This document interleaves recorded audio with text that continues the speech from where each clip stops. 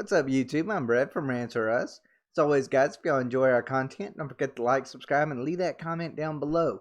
We're on the road to 1,000. We hope you guys can help us get there. Alright, so this is our Godzilla vs. Kong review.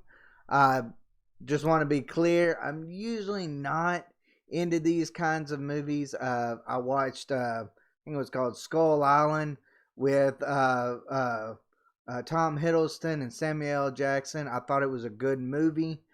Of course, Kong was a lot smaller in that movie, but that's beside the point. And then, of course, I enjoyed the 1998 Godzilla movie with, I think it was Matthew Broderick in it or something like that. I enjoyed that movie for the day that it was in. These newer Godzilla movies, not exactly a huge fan of. These monsters, these supposed titans, meeting up and, I don't know, having like tracking devices basically of where that they know where the other one is and they go to fight it to kill it to be, I don't know, the chosen one, or I don't know exactly what exactly is supposed to be these rivals that's supposed to be after each other. It reminds me a lot of Highlander in that regard. But no, I mean, in this movie, I went into it with, I don't know, average to low expectations. I thought I was going to have to turn my brain off in a lot of these, in a lot of the scenes. But no, I actually was pleasantly surprised. Polar opposite of what I went into thinking that this movie was going to be about. I'll just start off and say, the fight scenes were just amazing. Amazing. I was thinking, okay, we're going to have a lot of fight scenes between Kong and Godzilla, or at least one big main fight scene with it. And it was going to look a lot like the Battle of Winterfell, where you really couldn't see very much, but you could maybe see buildings crashing and all that kind of stuff. I thought it was going to be a lot like that. But no. I mean, there was ones in, in the cities. There was one on an aircraft carrier in the ocean. I mean, there was all over the place, and it was all spectacular looking. The one on the aircraft carrier and in the ocean was broad daylight. You could see everything. It looked amazing. I mean, absolutely amazing. And then the one that was in the city, I think it was in Hong Kong, the lights were lit up. It reminded me, I'll tell you what it reminded me when the two were fighting. It actually reminded me like of an old Power Rangers, where you have these, these Megazords going and crashing into the buildings and things along those lines. I thought that was really cool. Everything about this movie was spectacular. I mean, in so many different ways. Even the actors, Alexander Skarsgård, Millie Bobby Brown, really were great. I thought it was going to be like a lot of these movies where you have humans going along for the ride. And I guess you could say to a certain extent, yes, they did go along for the ride. But their story arcs, their individual story arcs, was actually kind of interesting. Did it have a lot of substance behind it? Probably not. But I mean, do you really want a lot of substance in a movie about a giant, sea creature versus a giant monkey? I mean, you just really wouldn't want, in-depth characters in that regard. We don't need a backstory on everybody. We just, we're here for the action. That's what we got. The humans were right along for that action, but really played significant roles in how this movie played out. The Hollow Earth thing was, to me, it was the best and worst of this movie. When they were going into the Hollow Earth, spoilers, everybody. When they were going into the Hollow Earth, it kind of had like this Star Wars feel where they jumped to hyperspeed. I mean, it kind of reminded me of that, and I thought, okay, that's really, really dumb.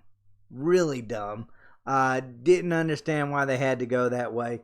But I mean, the visuals on it were spectacular, especially when they got in there and how the earth was like, it would go this way, like gravity was coming down like this. And then all of a sudden, next thing you know, you're flipped. And so it's going this way. And they're in these ships and they're just, having to, you know, devise a plan of how do they stay afloat while they in these spaceship like things to not crash into the earth or just slam down and blow to pieces. I mean, it was amazing in that way. Once they got down there and Kong was there was this one scene, it was really beautiful. It was at the end of a cliff and there's all these like purple orbs, rocks and things that are just floating in the air. And he just looks up there and he grabs one and he kind of pushes one and it crashes into this thing, into the top of basically the hollow earth area. And then he just jumps off the cliff. And then all of a sudden he goes from, flying in the air to basically turning and walking on the ceiling of it. I mean, it was really cool in so many different ways. I love those scenes in the Hollow Earth. As far as Godzilla is concerned, I thought um, I thought if there was any of these two that didn't look as great looking, it was probably Godzilla. Godzilla kind of reminded me of the Godzilla from like the 1950s, 1960s.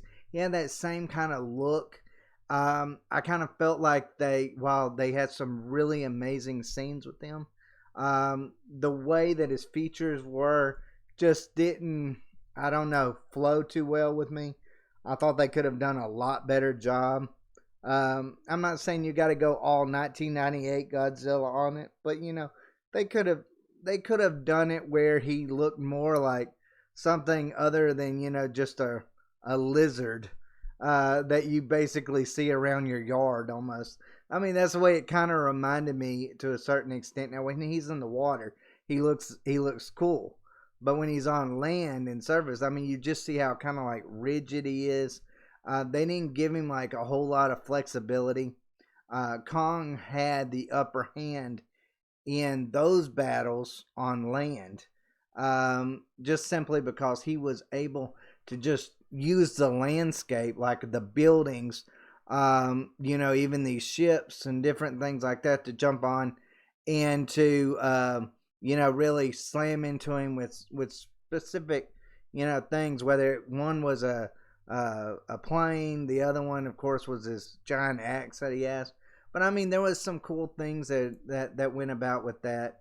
The water scene when they're fighting in the water, how Godzilla was basically using like these advantages to just end his enemy. It wasn't like he was just biting and trying to blow him away with his with his I don't know what you call that, with his fire breath, I guess you could say. He wasn't just trying to do that, he was actually trying to drown him, which was kind of, I thought, a really unique feature, that he was thinking ahead, he was trying to do these different things. But you see that a lot in the battles of this. You see these where Godzilla is and both Kong are both playing this chess match with each other. And it's just really cool at how, one's doing this and it's sitting there, the other one's sitting there thinking, okay, how am I going to outmaneuver this one? And it was just really cool. I kind of wish that they would have made Godzilla a little bit more flexible on land. I'm not saying you got to go, of course he's a reptile while the other one is an ape. It's, the reptile is not going to be as agile as the ape will always be. But, I still felt like, he was just a little bit too rigid in that way. I didn't really like his look. necessarily, but I mean the battles. Like I said, it was just amazing.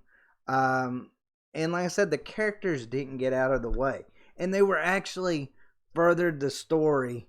Um, a great deal. The backgrounds were beautiful.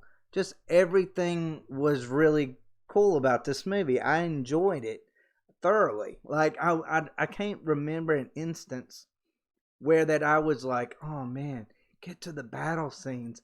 I was enjoying both the scenes with the little girl that has got this connection with Kong. I enjoyed the scenes with her and Kong. I thought that was really cool. I think what is her name, Millie Brown. I thought she did a fabulous job. I'm not exactly a big fan of hers from Stranger Things, but I thought she did a really good job in this. Alexander Skarsgård, he's usually good in everything. Most of those Skarsgårds are actually great in almost anything that they're in. But I mean, overall, I felt like both stories, when it comes to the humans and the creatures, were really cool. Now, was it a perfect movie? Far from it. There's a lot of things like Kong getting, to basically the center of the earth, and they're in this different world in there, and then he just happens to find this axe that has, this, basically one of, I don't know, a piece of Godzilla on it that can, cut one of his spikes that can cut through him. I thought that was a little bit. I thought that was a little bit cheesy because I'm like, come on, like that just happened to be there, and he just happened to find it, and just happened to be of extreme importance. I thought that was kind of cheesy. I thought the Mecha Godzilla was interesting, but then how it just gets out of control, and then it's gonna go on a rampage in itself. I thought that was a little bit cheesy in itself as well. You know how you never really felt like the humans were in danger, even though everything was going on around them. You didn't get to really see them in really any sort of actual danger. Even though, I mean, there was one instance where the ship turned, one of the big ships that one of them's in turns over, and it looks like they're fixing to drown or something along those lines, and nothing really ever come about that. And of course, they're in this city with all these, Mega Godzilla, and King Kong just all fighting, and they were in the mix of it, but they never were in any real danger. I thought that would have maybe gave an added interest if they would have done something along those lines. But they didn't. And, that's, like I said, you shouldn't expect everything to be perfect. I don't in these kind of movies. But, I mean, I kind of wish they would maybe have gave some added bonus, especially since the girl had such a connection with Kong. I thought that would have been a really cool thing, for him to be protecting her in that regard against, a Mecha Godzilla or whoever, and that being the added thing that, got him over the top. Something cheesy like that, but something, that'd be a little bit heartwarming at the same time. I mean, like I said, there was moments in this that I was like, okay, they could have done that a little bit different. The jokes in it were really funny and didn't feel out of place. I really liked. I forget what was that guy's name. What was that guy's name? Um, uh, uh, he played Bernie Hayes. He was really. He was like this conspiracy theorist that Millie Brown and her friend was kind of, going around with during this movie. He had some really funny scenes. I really enjoyed his character in that. But like I said, I enjoyed a lot of these actors. But I mean, like I said, the visuals were great. I felt like the comedy felt deserved. It didn't feel out of place in any way. Yes, could they have maybe put the the uh, the humans in more danger? Yeah, they could have. I almost kind of wish that they would have done maybe like a Batman v Superman kind of thing where you get to see the destruction and what it's done. All these thousands of people dying the when they're doing the fight in the city, but you never actually see, human beings in these cities like being crushed by debris or anything along those lines.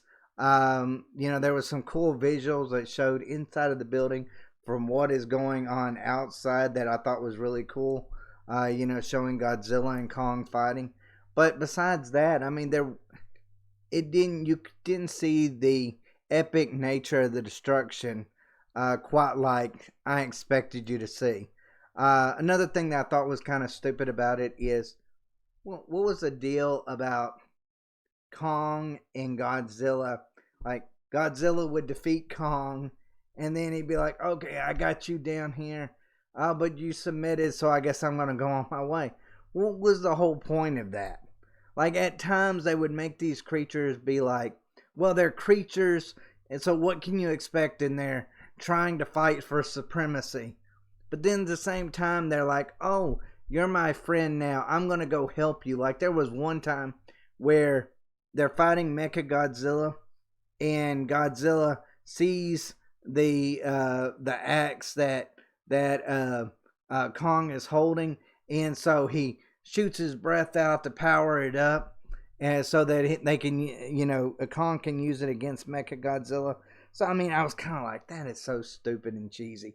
Like at one minute you call these creatures like, they're smart, but then at the same time they're just instinctual creatures. So I mean, which is it? Kong knew how to communicate. He knew sign language, even though they didn't really teach it to him. He knew sign language. He knew how to communicate.